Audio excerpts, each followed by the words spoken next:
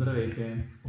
Днес ще ви покажем нашия интраорален скенер, който сме пуснали в кампания за черния петък. Ще ви обясним някои основни характеристики, за които трябва да следите, когато търсите интраорален скенер, и ще ви кажем с какво нашия скенер е по-добър от всички конкуренти на пазара. На първо място е добре да сте сигурни, че скенерът ще използва иновативна технология на сканиране чрез видеозаснемане. По този начин няма да се налага допълнително да се правят калибровки на скенера и няма да имате никакъв ангажимент към уреда, към поддръжката вие сами. Също така е добре да сте сигурни, че скенерът, на който ще се спрете, работи с отворен код, което означава, че всички зъботехнически софтуери ще могат да четат файловете, които той запазва. Добре е да се провери също точността на заснемане, като всеки производител дава точност за една коронка и за цяла такова. Като доколкото на нас ни е известно, до 50 микрона за цяла подкова е много добра точност и няма да даде отражение в конструкцията за зъботехническата лаборатория. Последната точка, която е добре да се спомене тук, е да се проследи за софтуера да няма абонаментни такси. Това е една доста утежняваща цената обстоятелство, което е добре да се избегне при покупка на такъв уред, защото нямате гаранция цената на софтуера, каква ще бъде всяка следваща година. Сега ще покажем как се сканира с нашия скенер и какво всъщност визуализираме на компютъра в софтуера. Също ще покажем и няколкото приложения, за които скенера може да бъде използван. Сега ще ви покажем трите направления, в които може да употребите скенера. При протетиката имате коронки, фасети, инлей, онлей, мостови протези. В ортодонтията имате алайнери, ретейнери и шини. И в имплантологията имате хирургични водачи и сканбори. Така, за случая на нашата презентация ще изберем ортодонтия, един алайнер, защото просто автоматично виждате софтуера, избира абсолютно всички зъби, цялото са зъби и ще ни бъде по-лесно да продължим напред. Ако желаете да изберете само една коронка, можете да маркирате само конкретен зъб, като тогава софтуера ви дава опция да направите стандартен скан или преоперативен скан.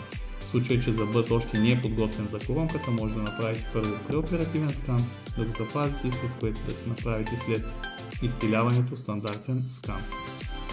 Така, както казахме, ще продължим направо с алайнера. Избрал съм всички зъби и ще пристъпим директно към сканирането на две челюсти. Така. Сега ще включим уреда.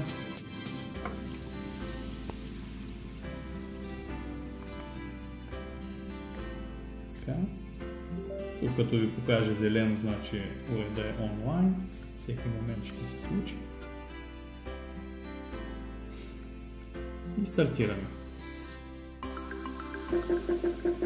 Винаги започваме нашите сканове първо оклузално, след което си избираме вече от дирекцията дали ще подходим после лингвално или вокално, няма голямо значение, но ще видите как се получава един примерен скан. И разбира се, времетраенето за него. Аз ще подходя първо лингвално.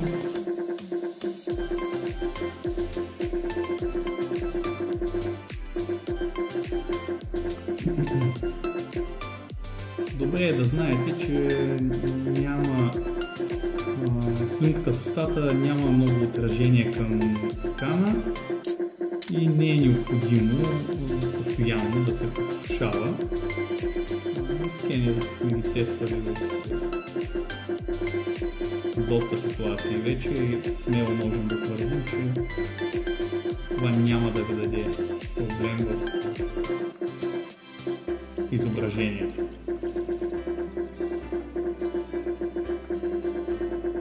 Добре е да поддържате дистанция между скенера и зъба по-малка от сантиметър и половина, защото в противен случай скенерът ще спре в някаква точка. То така е направена технологията, че да снима до сантиметър и половина. Сега виждате тук, че имаме една точка, която искаме да се върнем и да си я доснимаме. Няма проблем, пускате си там и си я доснимате. Това е. Така. Сега преминавам към следващата челюст. В случая долна. Така. Стартирам си по същия начин. Тук имаме даже едно място, където е обеззъбено на този модел. Там, където е обеззъбено, съответно дистанцията е по-голяма и трябва да внимавате като сканирате. Но вие ще видите, че резултатите накрая са абсолютно задоволителни. Тук ще приложа същата техника.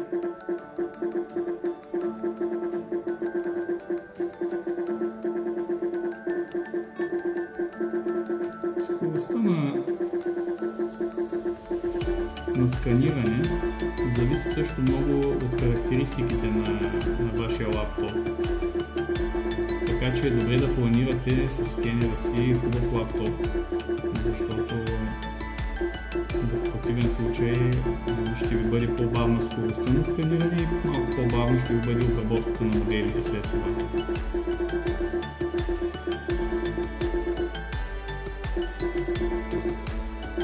Така изглежда един готов модел, в който можем да видим къде са контактните точки,